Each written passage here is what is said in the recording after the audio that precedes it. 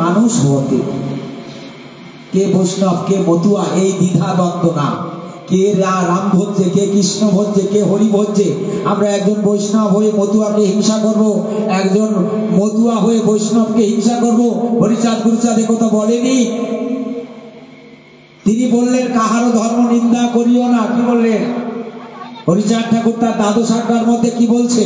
সদা সত্য কথা কইবে, পর স্ত্রীকে মাতৃজ্ঞান করিবে, কাহারও ধর্ম নিন্দা করবে না, হ্যাঁ, পবিত্র ব্যক্তির প্রতি জাতিভেদ করবে না, ষড়রিপুর থেকে সাবধান থাকবে, বাড়িতে হরিমন্দির প্রতিষ্ঠিত করবে, দৈনিক প্রার্থনা করবে, মা বাবাকে ভক্তি করবে। তাহলে ঠাকুরের এই আজ্ঞাগুলো যদি আমরা মেনে চলি, হ্যাঁ, সবগুলো না পারি অন্তত দুই একটা তো মেনে চলার চেষ্টা করব। ঠাকুর যখন বললেন কারুর ধর্ম নিন্দা করবে না, আমি কেন করব? কেন আমি নিন্দা করব? বৈষ্ণবকে দেখে যদি মাথা নত না করে, একজন হরিভক্তকে দেখে যদি মাথা নত না করে, তাহলে কি বলছে শাস্ত্রে? সাধুগুরু বৈষ্ণব দেখিয়া যে না নয় মাথা, তার মনে নাকি বাস পড়বে, এ কথা লেখা আছে শাস্ত্রে। আপনি একজন বৈষ্ণব আর একজন বৈষ্ণবকে দেখবেন, বলবেন না জয় রাধে গোসাই।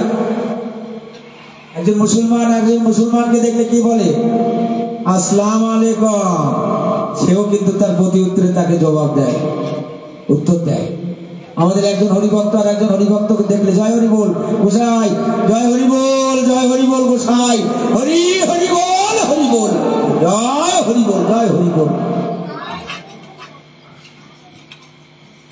এই জন্য আমরা কেউ কাউকে নিন্দা করব না, কেউ কাউকে হিংসা করব না। আমরা সবাই মিলে মিশে, আমরা একই পিতার সন্তান, একই পিতার সন্তান। শাস্ত্র কি বলছে? হয় ধামানি অমৃতস্য পুত্র। আমরা সবাই অমৃতের সন্তান, আমরা একই পিতার সন্তান, আমরা সবাই কিন্তু একই জায়গায় যাব।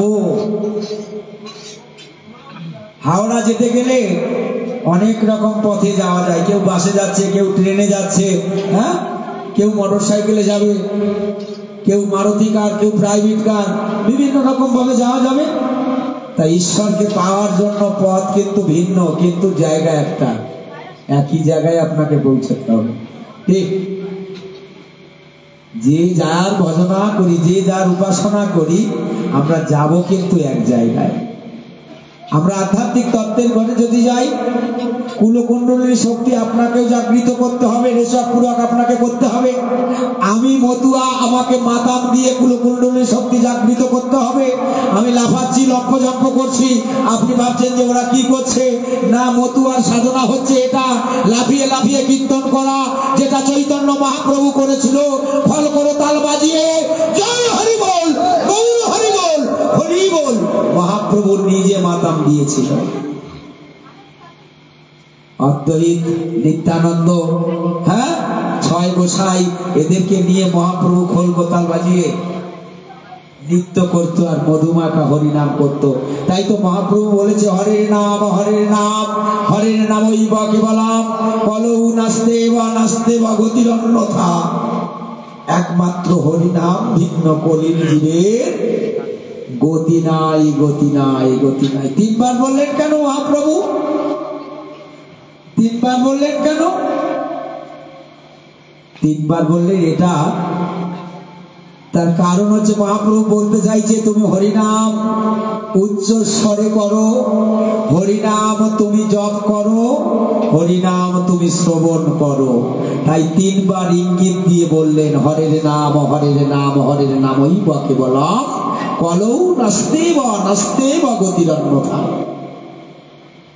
একমাত্র হরিনাম ছাড়া জীবের গতি নাই। তাই মহাপ্রভু বাহু তুলে, চৈতন্য চরিতামৃত দেখবেন, মহাপ্রভু বাহু তুলে কি বলতো?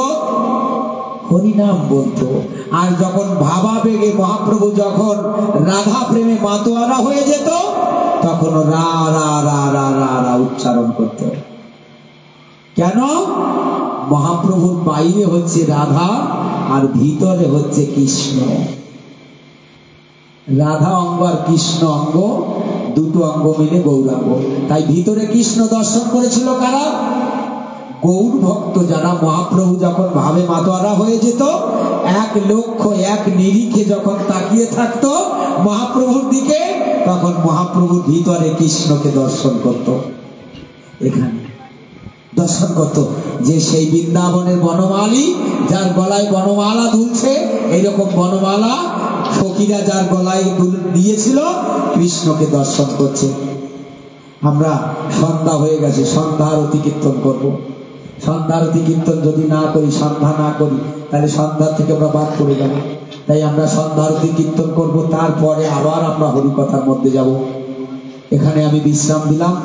জয় জয় সাধুগুরু বৈষ্ণব প্রেমানন্দে হরিধ্বনি বলো। জয় জয় নিতাই গৌর সীতারাম প্রেমানন্দে হরিধ্বনি বলো।